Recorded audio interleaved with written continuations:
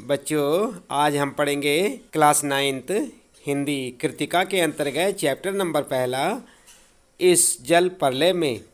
और इसके लेखक हैं फणीश्वर नाथ रेणु।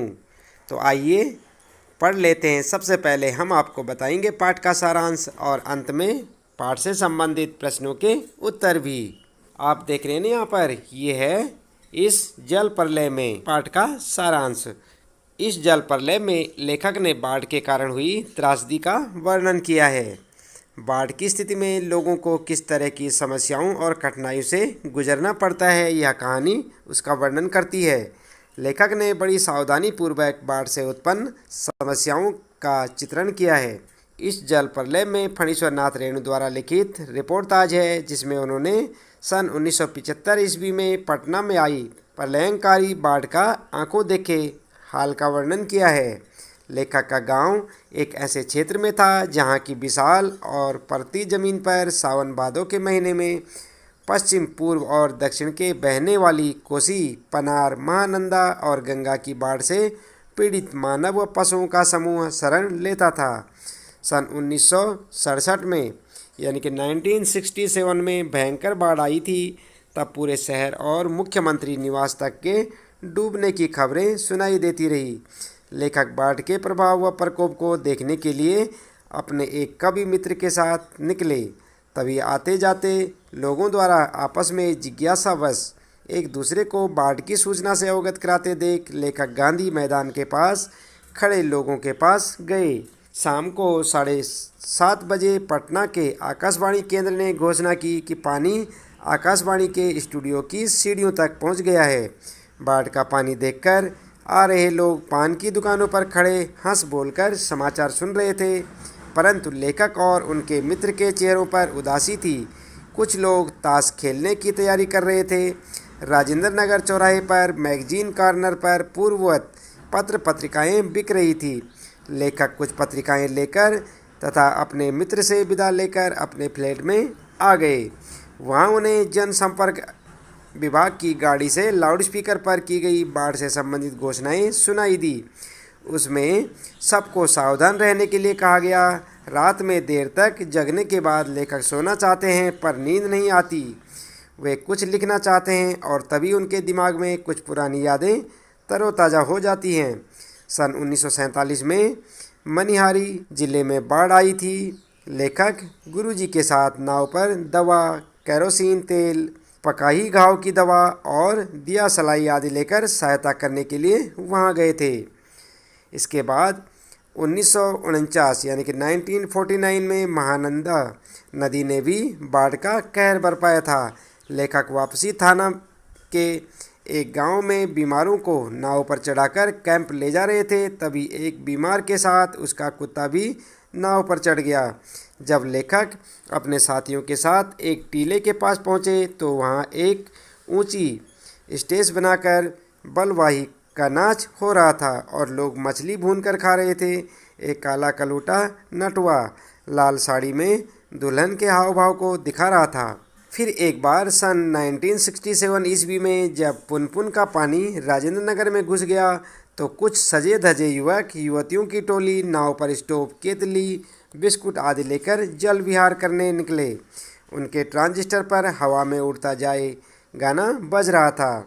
जैसे ही उनकी नाव गोलंबर पहुंची और ब्लॉकों की छतों पर खड़े लड़कों ने उनकी खिल्ली उड़ानी शुरू कर दी तो वे दुम दबाकर हवा हो गए।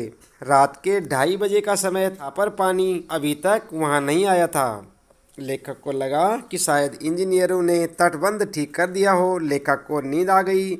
सुबह 5:30 बजे जब लोगों ने उन्हें जगाया तो लेखक ने देखा कि सभी जागे हुए थे और पानी मोहल्ले में दस्तक दे चुका था। चारों ओर शोर, कोलाहल, कलरव, चीख पुकार और पानी की लहरों का नृत्य दिखाई दे रहा था। चारों ओर पानी ही पानी दिखाई दे रहा था। पानी बहुत तेजी से चढ़ रहा था। लेखक ने बाढ़ का दृश्य तो अपने बचपन में भी देखा था, परंतु इस तरह अचानक पानी का चढ़ आना उन्होंने पहली बार देखा था। तो बच्चों, ये था यहाँ पर इस पाठ का सारांश जो कि हमने आपको बताया। उम्मीद है कि आपको अच्छे से समझ आया होगा। आप इसे बार बार सुने और इस कहानी को अच्छे से याद कर लें। ताकि आपको परीक्षा के समय किसी प्रकार की परेशानी का सामना न करना पड़े। इसके बाद आइए जान लेते हैं यहाँ पर पाठ से संबंधित प्रश्नों के उत्तर। तो यहाँ पर आपके लिए सबसे पहला प्रश्न होगा, बाढ़ की खबर सुनकर लोग किस तरह की तैयारी करने लगे। तो आपका उत्तर होगा, बाढ़ की खबर सुनकर लोग अपनी सुरक्षा के प्रबंध और अत्यावश्यक सामानों को जुटाने में लग गए। उन्होंने आवश्यक ईंधन, आलू, मोमबत्ती, दिया सलाई, पीने का पानी और कंपोस्ट की गोलियां इकट्ठा करना शुरू कर दिया ताकि बाढ़ से घिर जाने पर कुछ दिनों तक गुजारा चल सके और उन्हें इन सब का अभाव न झेलना पड़े। दुकानों से सामान हटाए जाने लगे और सभी लोग बाढ़ के आने की प्रतीक्षा करने लगे। तो ये था यहाँ पर पहले प्रश्न का उत्तर। आइए जान लेते हैं यहाँ पर दूसरे प्रश्न का उत्तर और दूसरा प्रश्न आपके लिए, बाढ़ की सही जानकारी लेने और बाढ़ का रूप देखने के लिए लेखक क्यों उत्सुक था।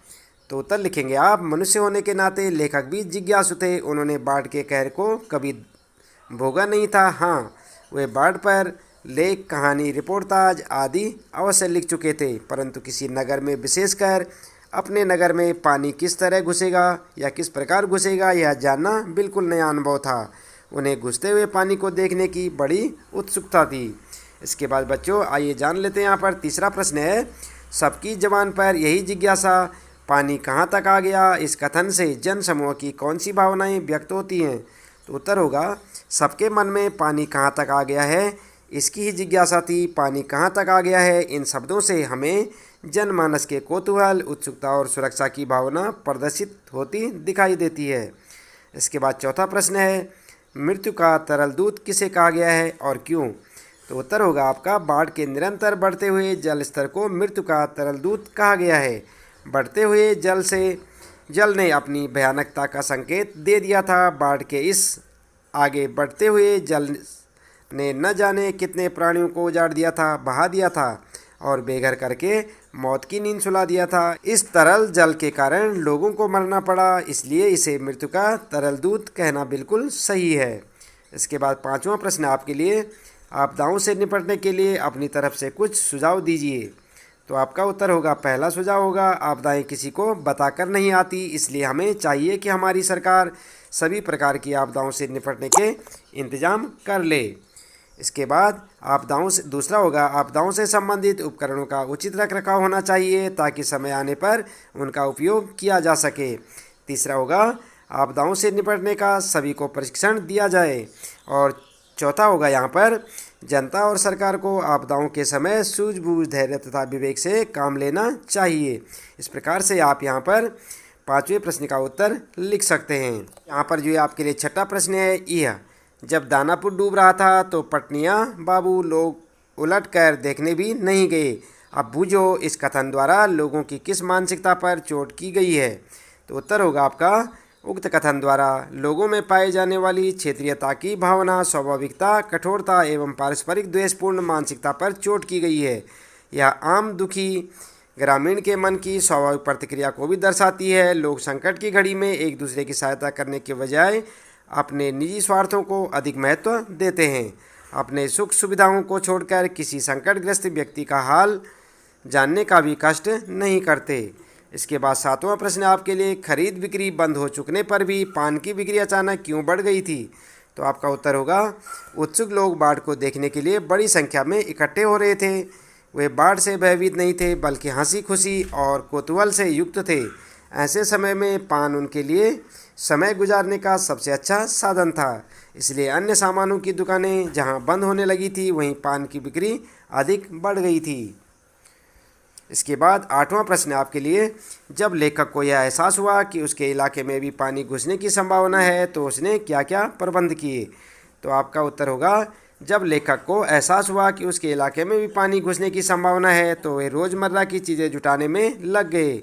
उन्होंने आवश्यक ईंधन, आलू, मोमबत्ती, दिया सलाई, पीने का पानी, कंपोस्ट की गोलियां इकट्ठी कर ली ताकि बाढ़ से घिर जाने पर कुछ दिनों तक गुजारा चल सके। उन्होंने पढ़ने के लिए किताबें भी खरीद ली। उन्होंने बाढ़ आने पर छत पर चले जाने का भी प्रबंध सुनिश्चित कर लिया। इसके बाद नौवां प्रश्न आपके लिए यहाँ पर, बाढ़ पीड़ित क्षेत्र में कौन कौन सी बीमारियों के फैलने की संभावना रहती है। तो आप उत्तर लिखेंगे, बाढ़ पीड़ित क्षेत्र में हैजा, मलेरिया, टाइफाइड, उल्टी, दस्त, पेचिश, बुखार, डायरिया, कालरा आदि बीमारियों के फैलने की संभावना रहती है। साथ ही पानी के बार बार पैर में लगने से के कारण पकने वाले घाव भी हो जाते हैं। इसके बाद अगला है यहाँ पर 10वां प्रश्न आपके लिए। नौजवान के पानी में उतरते ही कुत्ता भी पानी में कूद गया। दोनों ने किन किन भावनाओं के वशीभूत होकर ऐसा किया? तो आप उत्तर लिखेंगे, नौजवान और कुत्ता परस्पर गहरे आत्मीय थे। दोनों एक दूसरे के सच्चे साथी थे। दोनों में परस्पर गहरा लगाव था। दोस्त होने के नाते उनमें पशु और मानव का भेद नहीं रह गया था। वे एक दूसरे के बिना नहीं रह सकते थे। यहाँ तक कि नौजवान को कुत्ते के बिना मृत्यु भी स्वीकार नहीं थी। और इसी अपनेपन लगाव की भावना से वशीभूत होकर कुत्ता भी पानी में कूद गया होगा। इसके बाद 11वां प्रश्न है, अच्छा है कुछ भी नहीं, कलम थी वह भी चोरी चली गई। अच्छा है कुछ भी नहीं, मेरे पास मूवी कैमरा, टेप रिकॉर्डर आदि की तीव्र उत्कंठा होते हुए भी लेखक ने अंत में उपयुक्त कथन क्यों कहा? तो आपका उत्तर होगा, लेखक एक कलाकार प्रवृत्ति के होने के कारण उन्हें कैमरा, टेप रिकॉर्डर, मूवी की आवश्यकता महसूस हुई ताकि वे इस बाढ़ का जीवन चित्रण कर सकें। परंतु यदि वे ऐसा करते तो वे केवल एक दर्शक बनकर रह जाते और बाढ़ को साक्षात अनुभव करने का अवसर उनके हाथ से निकल जाता। इसलिए उन्होंने उपयुक्त कथन कहा कि अच्छा है कुछ नहीं है मेरे पास। इसके बाद यहाँ पर है आपका 12वां प्रश्न। आपने भी देखा होगा कि मीडिया द्वारा प्रस्तुत की गई घटनाएं कई बार समस्याएं बन जाती हैं। ऐसी किसी घटना का उल्लेख कीजिए। तो आप उत्तर लिखेंगे, जहाँ मीडिया समाज को जागृत करने का प्रयास करता है वहीं कई बार समस्याओं को बढ़ा भी देता है। उदाहरण स्वरूप बाबरी मस्जिद कांड, इस घटना को इतना बढ़ा चढ़ाकर मीडिया में दिखाया गया कि जिसके परिणाम स्वरूप पूरा देश सांप्रदायिक दंगों की चपेट में आ गया। इसके बाद 13वां प्रश्न है और आपका इस चैप्टर का अंतिम प्रश्न है, अपनी देखी सुनी आपदा का वर्णन कीजिए। तो आप अपनी देखी सुनी आपदा का वर्णन भी कर सकते हैं, चाहे तो आप उत्तर यहाँ से देखकर भी लिख सकते हैं। जुलाई 2005 पूरा मुंबई शहर बाढ़ में डूब गया था। पूरा का पूरा शहर जल में डूब चुका था। करीब 1 बजे के आसपास वर्षा ने अपना जो प्रलयंकारी रूप धरा वह करीब हफ्ते भर जारी रहा। लोग दफ्तरों, दुकानों और काम के स्थानों में फंसे रह गए। नन्हे बच्चे विद्यालय में बिना बिजली के पूरी रात काटने के लिए मजबूर हो गए। इस त्रासदी में न जाने कितनी जानें गई और देश की इस आर्थिक राजधानी को कितना आर्थिक नुकसान उठाना पड़ा। तो बच्चों इस प्रकार ये थे यहाँ पर आपके हिंदी कृतिका के अंतर्गत चैप्टर नंबर 1 के प्रश्न उत्तर और उसका सारांश जो कि हमने आपको यहाँ पर बताया इस जल प्रलय में, जो कि आपके चैप्टर का नाम था। उम्मीद है कि आपको ये प्रश्न उत्तर और सारांश अच्छे से समझ आया होगा। आज के लिए इतना काफ़ी है। आपका दिन शुभ हो।